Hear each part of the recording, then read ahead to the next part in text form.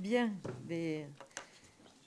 mesdames et messieurs, mes chers collègues, monsieur le rapporteur, nous démarrons cet après-midi d'audition, longue après-midi, par celle de monsieur Pierrick Lequinf, président et fondateur de l'application Melkon, qui a pour but de faciliter le partage de la nature et de sécuriser la chasse en permettant d'une part aux chasseurs de signaler les zones de chasse et d'autre part aux promeneurs ou sportifs de signaler leur présence.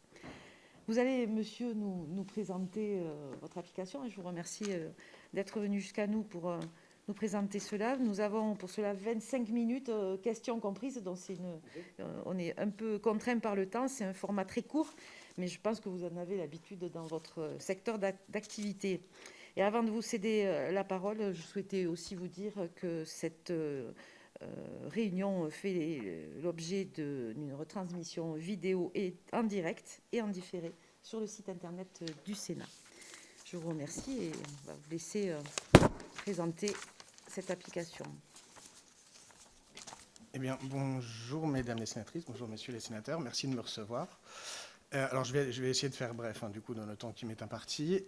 Donc je suis Pierrick Lequinf, le fondateur président de Melkon, qui est une solution digitale qui permet un partage de la nature plus sûr, comme son nom l'indique, et notamment en période de chasse. Car en fait, en période de chasse, on permet de sécuriser la pratique sur 3 niveaux. Un premier niveau qui est intra-chasse, je vais vous faire la démonstration par la suite.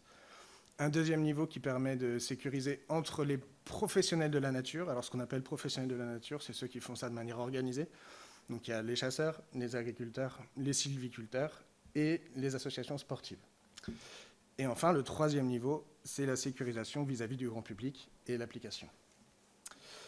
Ce que je vous propose, je vais vous faire une petite démonstration de la plateforme qui permet les 2 premiers niveaux de sécurisation, à savoir intra-chasse et entre professionnels.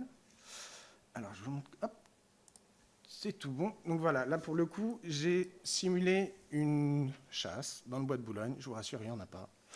Donc, le premier niveau de sécurisation, c'est de pouvoir, sur un territoire, le digitaliser avec les différentes zones, pouvoir placer les postes. Là, on voit qu'il a été placé poste 1, poste 2, poste 3, poste 4.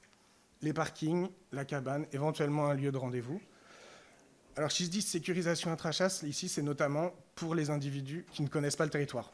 Donc, les personnes invitées ou les nouveaux actionnaires, les nouveaux chasseurs qui rejoignent la chasse.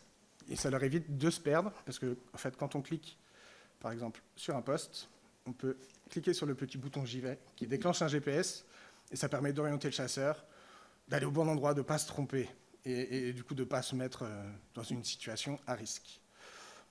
Autre caractéristique de la sécurité intra-chasse, c'est le petit bouton SOS que vous voyez en bas, qui peut être déclenché, alors là je ne le ferai pas parce que ce n'est pas sur un téléphone, mais en gros qui peut être déclenché par le chasseur en difficulté, et qui envoie un message soit à l'organisateur de chasse, soit directement au secours, en mentionnant nom, prénom, numéro de téléphone et position GPS en disant « je m'appelle un tel, je suis en danger, je suis là ». Donc ça, c'est le premier degré de sécurisation intra-chasse. Ensuite, ce que permet cette plateforme web, c'est de pouvoir partager entre professionnels de la forêt les activités de chacun. Donc, par exemple, si je me promène dans le petit calendrier qu'on voit en haut et que je me mets à la date de demain, hop, on va voir arriver, tout se passe bien, ça met un peu de temps. Voilà. Donc, on voit apparaître plusieurs choses sur la carte. Une zone jaune qui correspond en fait à des travaux de coupe de bois qui ont été prévus par un professionnel reconnu du territoire. On voit également apparaître un itinéraire de vélo. Pareil, si on clique dessus, on voit que l'itinéraire a été planifié de 9h à 17h. Et cet itinéraire, il a la particularité de passer en plein milieu de la zone de chasse. Donc si on avait à prévoir une chasse le 2 février, on pourrait rentrer en communication avec l'organisateur de la course de vélo, puisqu'on a les coordonnées qui se trouvent à gauche, ou alors adapter directement et éventuellement ne chasser que cette parcelle au risque de croiser des vélos sur la partie contiguë. Pour planifier, nous, et transférer et donner ces informations aux autres utilisateurs du même espace, en fait, on permet aux chasseurs de venir planifier ici. Donc il suffit de choisir les zones Et là, idem, si on se promène dans le temps, on voit apparaître ce qui a été prévu par les autres, ce qui permet d'éviter d'éventuelles situations conflictuelles à l'avance. Là, je vais vous faire la démonstration juste en réel. Alors, je ne sais pas si parmi vous, certains ont l'application ou pas. Comme ce n'est pas mon ordinateur, je ne peux pas vous montrer comment ça marche sur un téléphone, mais en gros, si je planifie ici une chasse maintenant, alors on ne va pas mettre 9h-17h parce qu'il est 15h, hop, 14h30-17h, on dit qu'on va chasser ces deux zones-là, on planifie, et sur l'application grand public, l'info apparaît en temps réel, et tout à chacun est capable de voir que ces deux zones-là sont chassées dans un rayon de 30 km autour de la zone de chasse.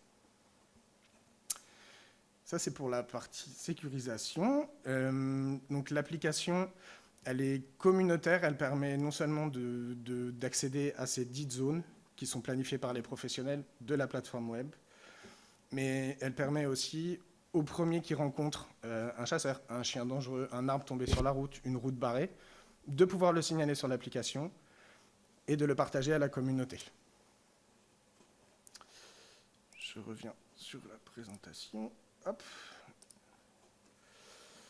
Donc ça, on a vu. En quelques chiffres, on a commencé les premiers tests en forêt domaniale sur la saison 2017-2018. L'application est en ligne depuis le mois d'avril 2018. Elle a été lancée lors du salon de la chasse et de la faune sauvage à l'époque. Aujourd'hui, nous couvrons à peu près 150 000 hectares de chasse, ce qui représente un peu plus de 2000 dates qui apparaissent sur l'application.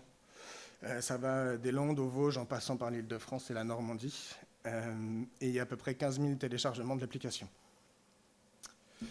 Nos principaux clients partenaires sont l'ONF, que c'est leur cœur de métier que de faire et de la production sylvicole et de la gestion de l'équilibre sylvo-cynégétique et de l'accueil du public. Mais nous travaillons également avec des collectivités territoriales et locales, donc des départements, régions et des communes ou communautés de communes. Nous sommes également partenaires du ministère chargé des Sports par leur petit outil que vous voyez sur la droite, qui s'appelle Suricat, et en fait qui permet de remonter notamment des décharges sauvages, des problèmes de balisage sur des chemins de randonnée, et d'améliorer la sécurité en forêt. Nous sommes également partenaires de quelques comités départementaux de randonnée pédestre, dont la Seine-et-Marne, quelques associations de jeunes chasseurs dont l'Île-de-France, et nous avons le partenariat de la Fédération des chasseurs de Seine-et-Marne. Voilà pour la présentation. Merci beaucoup. Je vais laisser la parole à nos collègues et en premier.